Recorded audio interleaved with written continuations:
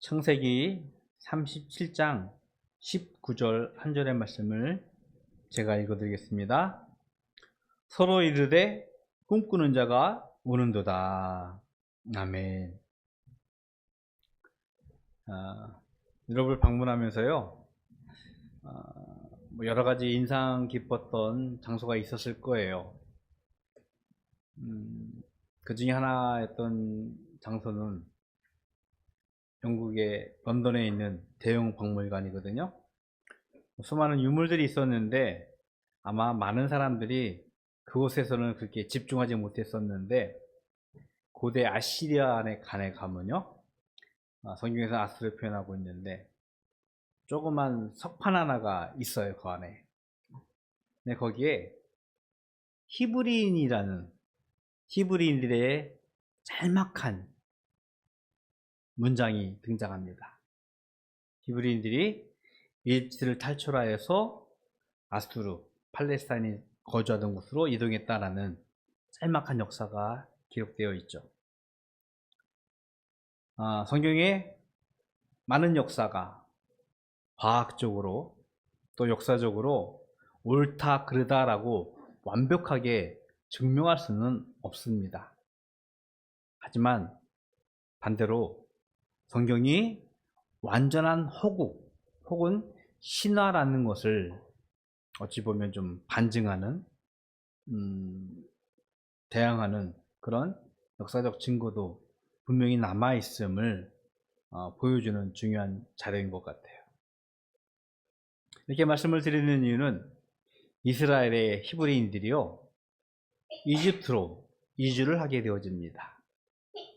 물론 그들이 이집트에 이주하면서 무려 400년이 넘는 시간 동안 이집트의 노예로 살게 되어지죠. 그들이 억지로 이집트로 끌려간 것이 아니라 자발적으로 이집트로 이주하게 된 중요한 계기를 제공한 인물이 야곱의 아들 요셉이었습니다. 요셉은 야곱이 가장 사랑하는 아내 라헬에게서 얻은 늦둥이 아들이었어요. 글쎄요, 늦둥이 아들이어서 그랬을지 아버지가 그를 너무 사랑하다 보니까, 편애하다 보니까 요셉이 좀 엇나갔다고 표현할까요? 지금 우리가 보기에는 좀 바르지 않았습니다. 성경에 보니까 이런 기사가 있더라고요. 형들이 잘못을 합니다. 그러면 요셉이 아버지에게 가서 서로로 따라서 고자질을 하는 거예요. 형들이 이런 잘못을 했어요 라고, 그런 얘기를 합니다. 그리고 아버지의 편애로 다른 형제들은 입지 못한 채색 옷, 알록달록한 좋은 옷을 입으면서 성장했다라고 성경에서 기록하고 있어요. 야곱의 아들들, 요셉의 형제들은요, 요셉을 결코 반갑게, 달갑게 여기지 않고 눈밖에 난 형제처럼 보고 있었습니다. 결정적으로 요셉이 그 형제들의 원성을 쌓아가던 중 결정적인 계기가 있었던 사건이 하나 있는데, 그것은 요셉의 꿈 이야기입니다. 우리가 너무나 잘 알고 있어요. 요셉이 하루는 꿈을 꾸었는데 자신의 곡식단에게 11개의 형제의 곡식단이 절을 하는 거예요. 또 다른 꿈을 꾸었습니다. 하늘의 해와 달과 별 11개가 자신에게 절을 한다는 꿈이었습니다. 모르겠습니다. 저라면 그런 꿈을 꾸었으면 조용히 함구하고 나만 알고 있을 텐데, 눈치 없는 요셉은 아버지의 편애를 받았을까, 사랑을 받았을까, 독재지했을까? 좀 철부지 같은 이 요셉은 그 이야기를 형제들에게, 아버지와 어머니에게 전혀 서슴없이 이야기하는 모습을 보여주고 있습니다. 그렇지 않아도 눈밖에 난 요셉을 향한 형제들의 원성, 형제들의 원망이 쌓아가는 과정에 요셉의 꿈 이야기는 결코 형제들이 받아들이기 쉽지 않았습니다. 성경은 야곱조차 그의 꿈 이야기가 쉽게 받아들이지 못할 것이라고 마음에 두고 있었다라고 기록을 하고 있습니다. 그래서 형제들은 요셉을 이렇게 불렀습니다.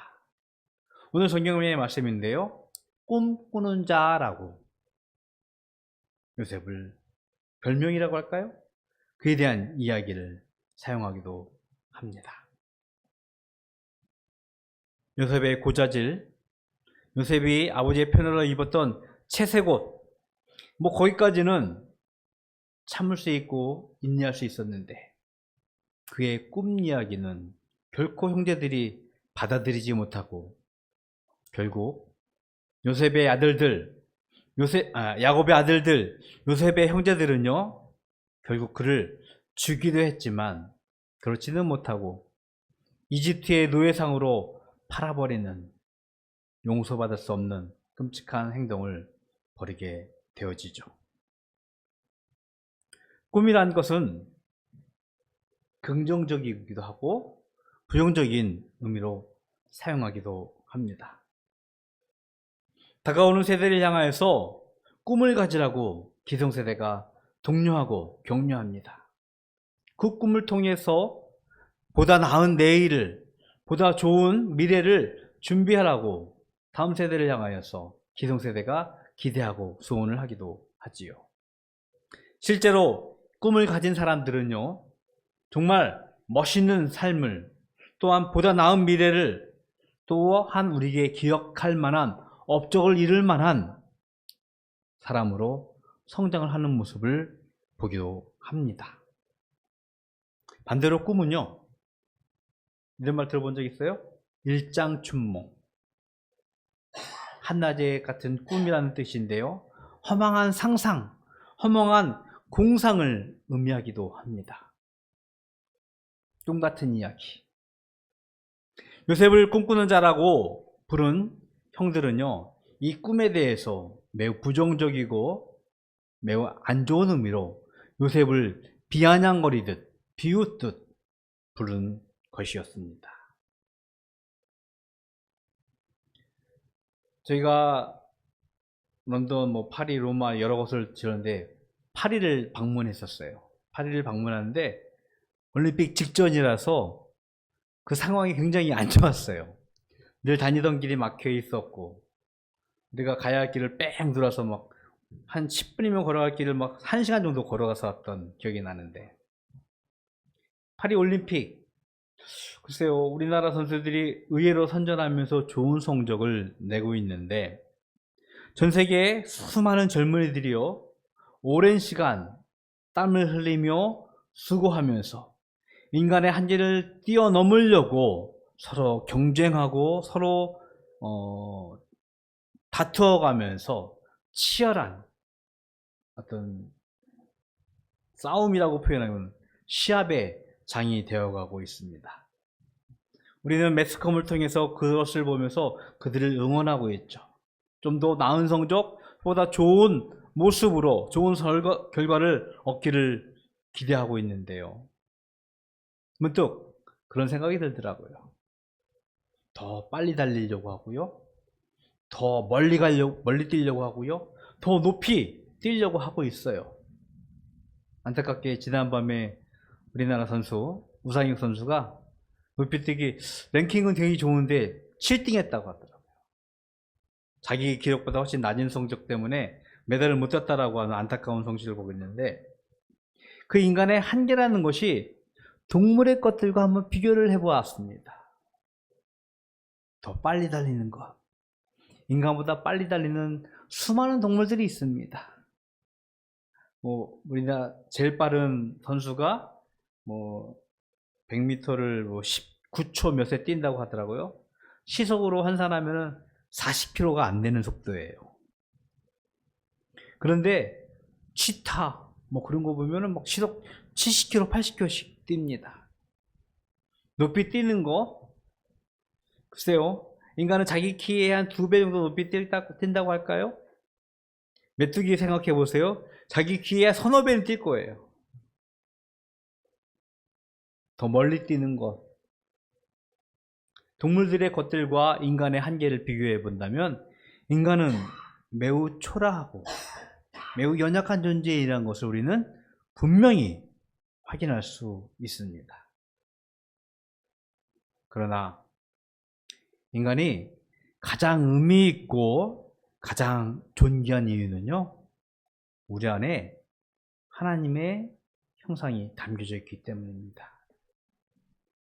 하나님께서 모든 만물을 만드시고 마지막으로 흙으로 빚어서 사람에게 생기를 넣으시고 하나님의 형상을 따라 하나님 인간을 만드셨습니다.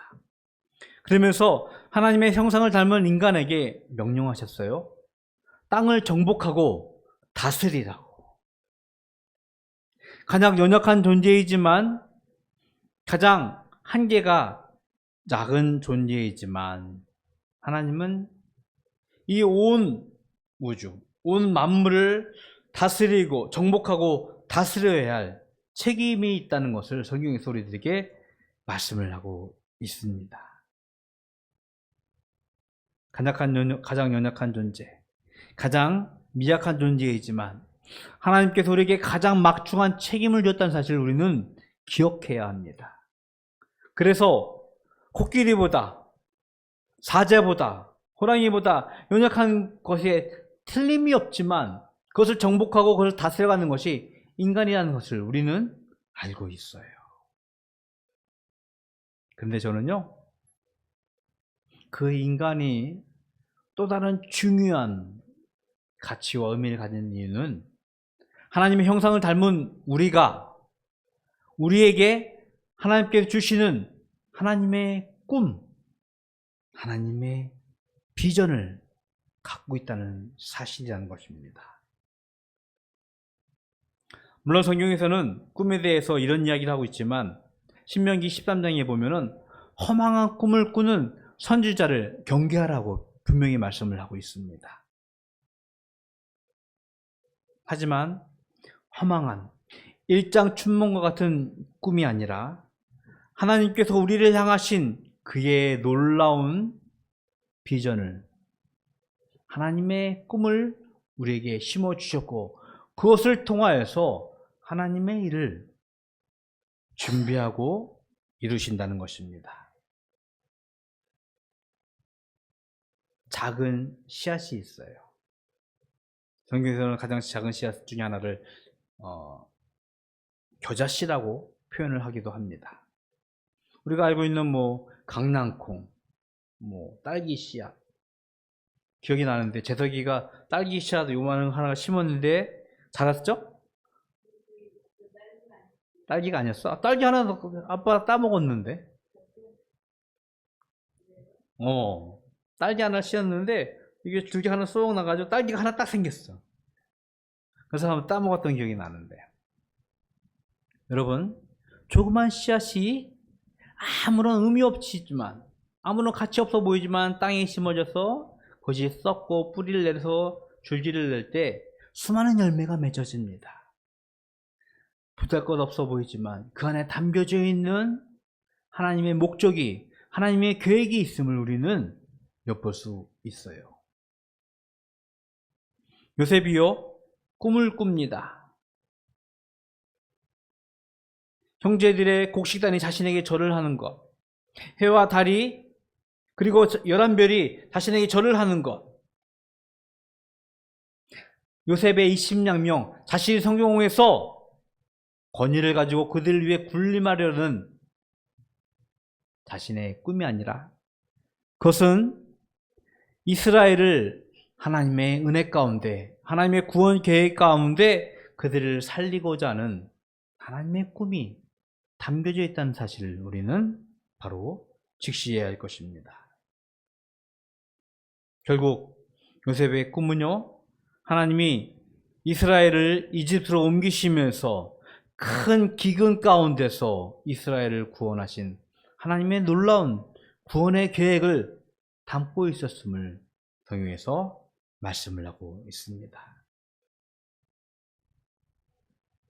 하나님은요, 꿈을 가진 자에게 하나님의 계획을, 하나님의 일을 하신다는 분이심을 분명 우리는 알아야 할 것입니다. 그런데요, 그렇게 위대한 하나님의 구원을, 하나님의 꿈을 가진 요셉은 형제들의 반대를 받으면서 그들에게 생명의 위협까지 받게 되어집니다. 엊그저께 아이들과 같이 텔레비전 프로그램을 보면서 그런 말을 했던 기억이 납니다. 그런 어떤 말을 했던 대사가 기억이 나는데요. 저항이라는 것이 있다고 합니다. 무엇인가 하려고 할 때 저항을 받는다고 합니다. 그런데 그 저항을 받는다는 것은 개혁을, 변화를 일으키려고 하는 징조라고, 표시라고 하더라고요. 하나님의 꿈이요, 세상으로부터 저항을 받는 것은 필연적이에요. 왜냐하면 하나님의 꿈은 세상의 꿈과 분명 다르기 때문이에요. 자신의 이슈인 양명, 자신의 성공을 위해서 꿈을 꾸는 것이 아니라 예수 그리스도의 헌신과 희생을 꿈꾸면서 세상을 구원하고자 하는 하나님의 꿈이기 때문입니다. 하나님의 꿈은 세상의 지지와 찬사를 받기는 결코 힘들어요. 하지만 그럼에도 하나님은 그 꿈을 반드시 이루신다는 것입니다. 요셉은요, 자신의 생명의 위협을 받을지언정 그의 꿈이 놓쳐지지 않고 그의 꿈이 땅에 떨어지지 않냐고 마침내 하나님의 꿈을, 하나님의 비전을 이루셨음을 우리는 성경을 통해서 깨닫게 되어집니다. 일장춘몽의 허망한 꿈처럼 하나님의 꿈이 보일 수도 있을 것이에요. 하지만 우리는 믿습니다. 그 하나님의 꿈이 반드시 우리 가운데서 이루어짐을, 반드시 성취되어서 하나님의 일을 하실 것임을 우리는 믿음으로 바라보아야 할 것입니다. 성경을 하나 읽어드리겠습니다. 히브리서 11장 1절의 말씀입니다. 믿음은 바라는 것들의 실상이요 보이지 않는 것들의 증거니. 믿음은요, 하나님의 꿈을 바라고 하나님의 꿈을 볼 수 있는 하나님의 선물입니다. 우리를 향한 하나님의 꿈, 하나님의 비전을 믿음으로 바라볼 수 있는 우리 바다교회 가족이 되기를 주님의 이름으로 축복을 드리겠습니다. 우리가 짧은 시간 어린 자녀들과 함께 비전 트립, 하나님의 꿈을 가지고 여행을 했었습니다. 분명 하나님께서 계획하신 원대한 하나님의 큰 계획들이 우리 자녀들에게 심어졌을 것이고, 그것을 통하여서 지금은 희미해 보이지만 마침내 이루실 하나님의 꿈을 우리가 믿음으로 바라보면서 우리의 다음 세대를 준비할 수 있는 바다교회가 되기를 주님의 이름으로 축복을 드리겠습니다. 기도하겠습니다. 하나님, 참 감사합니다. 하나님께서 저희들에게 꿈을 주셨습니다. 하나님의 비전을 주셨습니다. 세상은 허망한 일장춘몽이라고 비웃고 비아냥거릴 수 있지만 하나님께서 마침내 이루실 그 구원의 계획을, 하나님의 꿈을, 비전을 우리가 믿음으로 바라보게 하여 주시옵시고, 그로 인하여서 이 땅 위에서 하나님의 나라가 이루어지고 있음을 우리가 널리 선포할 수 있는, 간증할 수 있는 저희들 삼아 주시옵소서. 무더운 여름 지나고 있습니다. 하나님, 주의 백성들의 건강을 살피시고 모든 자들이 이 무더위 가운데서 건강하게 지내서 저희들에게 주어진 하나님의 큰 일들을 이뤄내는 주의 백성들로 축복하여 주시옵소서. 하나님께 구별하여 예물 드립니다. 주일 예물로 소득의 10분의 1로 감사의 제목과 기도의 제목으로 드려진 예물 주님 기뻐 받으시옵시고, 이 예물로 하여금 하나님의 큰 일들이, 하나님의 꿈일이 성취되어지고 이루어지는데 귀하게 쓰임받을 수 있도록 축복하여 주시옵소서. 지금은 우리 구주 예수 그리스도의 은혜와 하나님 아버지의 그 크신 사랑하심과 성령님의 교통하심이 하나님의 꿈을 꿈꾸며 그의 꿈을 이루기 위해서 최선을 다하여서 하나님의 경주를 달릴 수 있는 모든 주의 백성들 머리 가운데 영원토록 함께 있을지어다. 아멘.